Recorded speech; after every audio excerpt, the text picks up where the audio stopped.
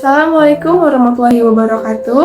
Perkenalkan, nama saya Celestia Rasyadania dengan NIM 2402102. Di sini saya ingin mempresentasikan hasil laporan observasi saya dengan judul Analisis Perkembangan Sosial Emosional dan Kebutuhan Belajar Siswa kelas 6 dari keluarga single parent. Di sini saya mau menceritakan sedikit tentang latar belakang dari siswa tersebut, di mana siswa tersebut itu dilahirkan dari ibu dan ayah. Tapi sayangnya sedari kecil dia itu sudah ditinggalkan oleh ayahnya. Jadi dia tinggal bersama ibu dan neneknya saja. Dari kecil dia itu tidak mengenal sosok ayahnya itu seperti apa, peran ayah yang baik itu kayak gimana. Memasuki umur 7 tahun, 8 tahun hingga umur 12 sekarang, dia memahami bahwa kondisinya itu berbeda dengan teman-temannya, entah teman-teman yang di sekolah atau teman-teman yang di rumahnya.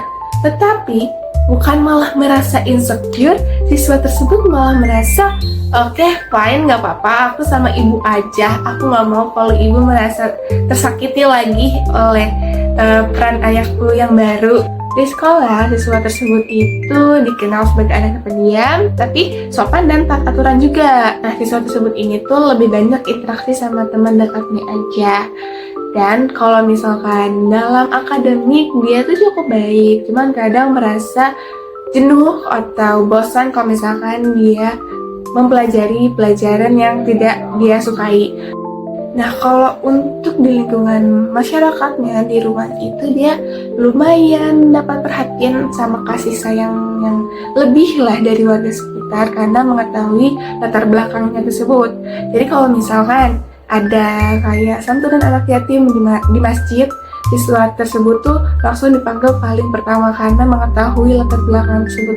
Nah, karena hal itu juga dia merasa kalau misalkan aku ternyata dihargai kok, ternyata aku ini nggak dikucilin, aku nggak dibeda-bedain. Ternyata dia merasa itu kayak aku juga sama aja kok kayak mereka, cuman aku nggak punya ayah aja. Karena anak tersebut diperlakukan seperti itu di lingkungannya, jadilah anak ini tuh tumbuh menjadi anak yang rendah hati dan penuh rasa syukur ke perkembangan anaknya, mulai dari perkembangan fisik. Di perkembangan fisik ini, anak tersebut itu tumbuh dengan sehat, tanpa kekurangan apapun, dan tanpa hambatan di motorik juga. Nah, lanjut yang kedua itu ada perkembangan kognitif.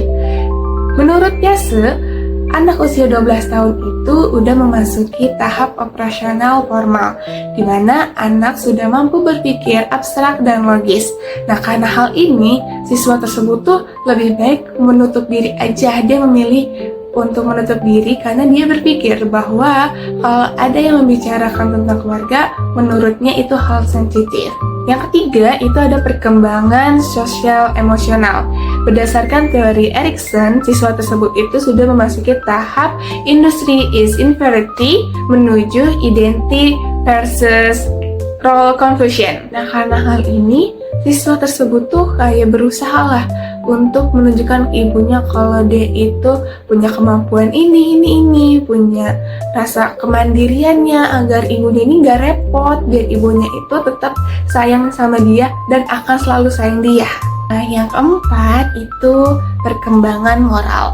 Menurut Kohlberg, anak ini tuh sudah berada pada tahap konvensional moral reasoning, itu dimana anak ini tuh kepengen nyenengin figur-figur yang penting bagi hidupnya, yaitu ibunya. Nah, karena hal ini tuh anak ini gak mau kalau misalkan ibunya kecewa sama dia, jadi dia tuh berusaha kalau dia itu yang jadi terbaik. Yang kelima, yang terakhir itu ada perkembangan bahasa. Siswa tersebut ini dalam berbahasa itu cukup baik, dia itu berkomunikasi juga baik, tidak ada hambatan apapun di perkembangan bahasanya ini. Selanjutnya itu ada identifikasi kebutuhan belajar. Yang pertama itu ada gaya belajar. Di sini kita gunain aja membaca dan menulis. Karena siswa ini kan cenderung pendiam ya, jadi kalau misalkan dipakai diskusi terbuka, dia takutnya malah tidak percaya diri. Yang kedua itu ada hambatan belajar. Di sini kan anak ini merasa bosan atau jenuh kalau misal belajarnya itu bukan yang ia tidak sukai. Yang ketiga itu ada potensi yang dimiliki. Nah, di sini kan dia itu berpotensi berpikir logis tadi dan juga kreativitas dalam menulis, serta dia itu memiliki empati yang tinggi terhadap orang lain. Yang keempat itu ada dukungan yang dibutuhkan. Nah, dukungan di sini kan bisa aja dari guru, dari ibunya, atau bahkan dari neneknya, yaitu dukungan kasih sayang tanpa merasa dikasihani. Itu ada rekomendasi strategi pembelajaran. Yang pertama itu ada pendekatan atau metode. Di sini aku ambil pendekatan humanistik. Jadi buatlah anak ini tuh merasa nyaman dulu. Jadi nantinya dia tuh bakal mengeluarkan ekspresi dirinya dengan sendirinya. Yang kedua itu ada media atau alat bantu. Di sini aku ambilnya itu buku. Jenis bukunya tuh kayak dongeng atau buku cerita lain atau bahkan video-video pembelajaran yang lucu. Yang ketiga itu ada penyesuaian lingkungan belajar. Jadi di sini buatlah anak ini tuh rasa percaya diri di lingkungan yang kecil dulu, entah kelompok kecil atau pertemanan-pertemanan yang kecil dulu. Jadi buatlah rasa-rasa percaya diri ini muncul dulu. Terakhir ada peran guru, dimana sebagai guru itu harus menjadi pendamping emosional untuk siswanya dan juga fasilitator yang baik untuk siswa.